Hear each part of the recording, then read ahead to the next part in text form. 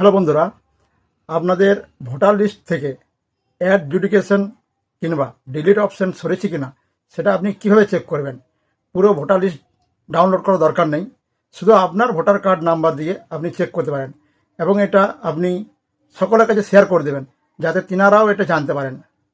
তো এর জন্য প্রথমে আমরা ক্রোম ব্রাউজার ওপেন করে নেবো। ক্রোম ব্রাউজার ওপেন করার পর এখানে সার্চ করে নেবো ভোটার সার্চ দিয়ে এখানে ক্লিক করে দেবো।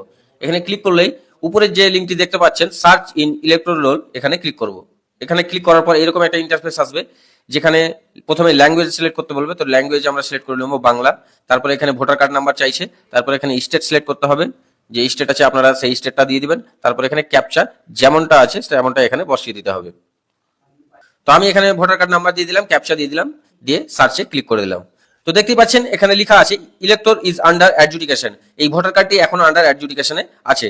তো এইভাবেই শুধুমাত্র ভোটার কার্ড নাম্বার দিয়ে খুব সহজেই আপনারা নিজের নামটি চেক করে নিতে পারবেন। এর জন্য বারবার ভোটার লিস্ট ডাউনলোড করে এতগুলো নামের মধ্যে খোঁজার কোনো প্রয়োজন নেই।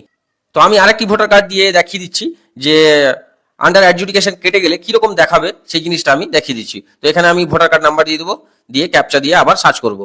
তো যাদের আন্ডার অ্যাডজুডিকেশন বা ডিলেট অপশনটি কেটে যাবে তাদের এরকমই একটা ইন্টারফেস দেখাবে, সমস্ত ডিটেলস গুলো দেখিয়ে দিবে। ভোটার কার্ড নাম্বার, নাম, বাবার নাম, বয়স, বিধানসভা, সমস্ত ডিটেলস গুলো দেখিয়ে দিবে।